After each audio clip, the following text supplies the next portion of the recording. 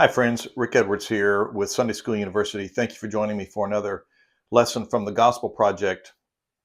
Today's core passage is going to be taken from the book of 2 Kings, chapter 18, verses 1 through 6, chapter 22, verses 1 through 2, and chapter 23, verses 1 through 3. Now again, we've talked about this before. Oftentimes these lessons select texts that kind of break up and provide a variety of text in order to give us the bigger picture of what's happening here. And you'll recall in the bigger picture of the flow, we're making our way through Old Testament history now. We've seen recently that in 2 Kings chapter 17, just prior to this, the northern kingdom of Israel has fallen to Assyria. The people are dispersed. The nation, for all practical purposes, the northern nation or kingdom of Israel is gone. So now we're dealing with the time period between the fall of Israel in the north and the fall of Babylon in the south. The fall of Judah to Babylon in the south. Okay, so let's get some understanding here. The final unit that we're studying, and you remember this is the first lesson of the last 4 lessons in this quarter. So this unit, the final unit, covers about 150 years, quite a bit of space, quite a bit of time. This particular lesson covers roughly 110 years, give or take a few years. And it covers the period roughly from the fall of Israel, maybe a tad prior to that, but roughly from about 722 when Israel falls to Assyria. It covers from that time up to when Babylon conquers Judah in the south, okay? And by the way, we're creating another video that's going to be about the final days of Judah. And in that video, we'll talk about how Judah fared in the last 25 years or so, 25 years of its history before or as it's succumbing to the Babylonian power, okay? That's a different video. That's a contextual video that we'll have available for you. But now I just need to understand that this particular lesson, these verses, cover a pretty significant period of time. And they leave out, obviously, if you're going to cover 110 years, you're going to have to skip over some things. And these verses do skip over quite a bit. But we're going to try to provide some context and help it all make sense here anyway, okay? All right. So during these years, these 110 years, Judah, under these kings, saw both revival and decline, deliverance and judgment. Okay, all of these things are in there because, again, this is a pretty lengthy period of time. So during this time, in the core text that we're covering today, Judah is going through a significant season of up and down. Revival on the one hand, but spiritual decline on the other. Deliverance on the one hand and judgment on the other. So keep all that in mind as we go through this and look at this text. Okay? So what's happening in these years? Just a quick overview. King Hezekiah is considered a good king, one of the few good kings in the southern kingdom of Judah. He reigned about 29 years, okay? But Hezekiah led a number of important spiritual, religious reforms aimed at bringing the people back to their God, back to Yahweh, back to the God of the Old Testament, back to the God of the law, the Torah. So Hezekiah was a good king, and he reigned a pretty decent time, 29 years. But he was followed by his son Manasseh and his grandson Amon. These two guys were both considered to be evil kings, and the Bible tells us they did what was wrong or evil in the sight of the Lord.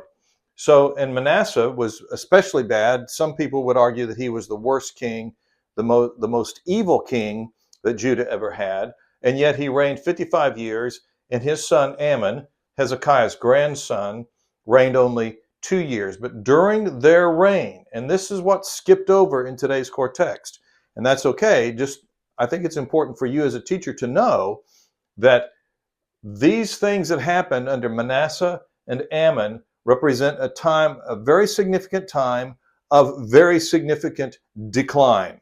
Okay? You could argue, and again, some people have argued that during Manasseh's reign, things got worse than they had ever been before or ever were after. Okay? So a very difficult, terrible time under Manasseh and Amon, but during the time that we're covering in this lesson, significant spiritual decline. They are followed by Hezekiah's great-grandson, Josiah, who reigned about 31 years. Now, it was under Josiah, and this story is kind of skipped over, but it's implied.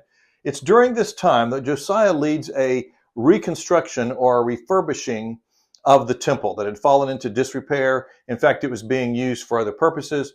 It was being used to worship other gods, terrible things. And Josiah leads this reconstruction of the temple, a remodeling of the temple. And in the process of doing that, they discover, lo and behold, a copy of the law, the Torah. And so they bring this copy of the Torah. Now, Josiah was already leading significant reforms. He was doing good things in the name of the Lord. But apparently he didn't have access to the Torah, which is another interesting story, but just we'll have to save that for another time. So Josiah, while they're doing this reconstruction, this remodeling of the temple, they find a copy of the law. They bring it to him. They begin to read it. And lo and behold, he goes, oh my gosh, this is terrible. We've got to repent. We have to repent, or the Lord is going to do terrible things to us. The Lord is going to judge us. So he brings the people together. There's a recommitment by the people, at least those who were present, a recommitment of the people to the law and to the covenant. And if you'll look at the end of the end of this chapter 23, verses 1 through 3, several times the word covenant is used, and I think that's intentional. The author wanted us to understand that it wasn't just a recommitment to the words of the law, the laws themselves, but they were reaffirming the covenant, their relationship with God. So it's a very significant event that happened under Josiah, but it was too late. Okay? And in fact, the text, the Bible in these chapters makes it clear that in spite of this, you get into the end of chapter 23 and get into chapter 24, that it's very clear that even though Josiah did all these wonderful things, and even though there was this renewed commitment to the law and to the covenant, it was too late. And now we're moving rapidly toward the final years of Judah. And again, we're gonna have a separate video, a contextual video about these final years of Judah that run roughly from 605, 609 to 587, maybe a little beyond. Those are very important years, and years that we need to understand some things about. But those are the final years, and this basically leads up to that period of time. Okay, it's right after Josiah that Babylon comes in and begins to dominate Judah, really dominates the entire world of that area. Okay, so these years, here's what these years looked like as we think about these 110 years. Under Hezekiah, things were good. Things were up.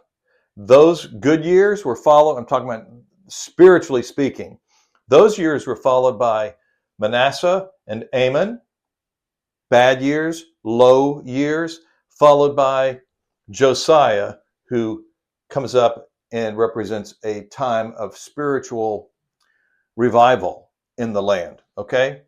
But when you step back and look at all of this stuff related to these years that we're covering in this one lesson, here's what I would want you to understand, and I think what the author wants us to see, the author of the 2 Kings would want us to see, is that the monarchy is failing. We have talked about this in other videos.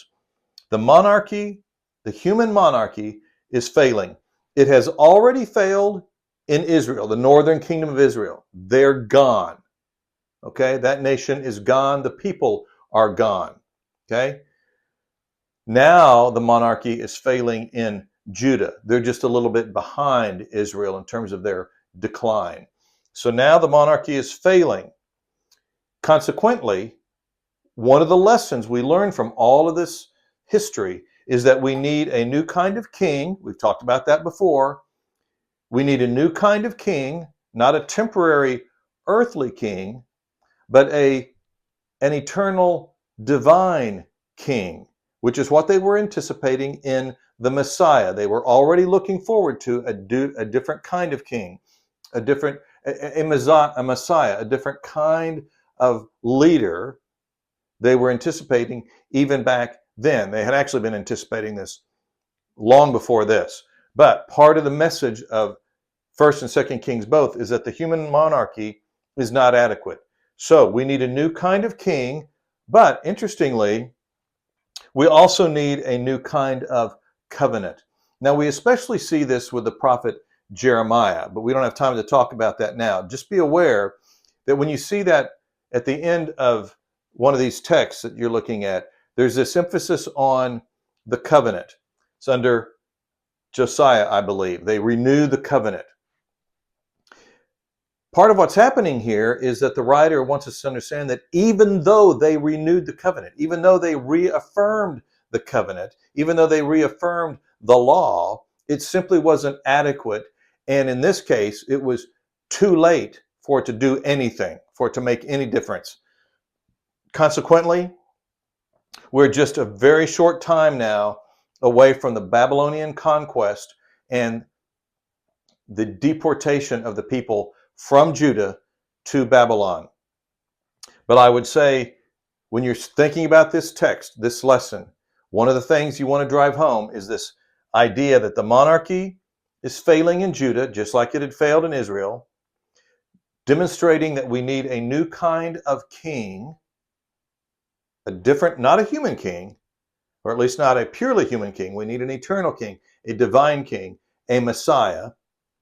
And we need a new kind of covenant. And that's exactly what we see Jesus establish with us. When Jesus comes, he is a different kind of king, and he's established a new kind of covenant or testament. That's why we call it the Old Testament or Old Covenant. But under Jesus, the Messiah, he comes as a new and different kind of king, and he establishes a new different kind of covenant or testament. So you have the Old Covenant, Old Testament, New Covenant, New Testament. I hope that's helpful. Be praying for you as you teach this lesson. God bless.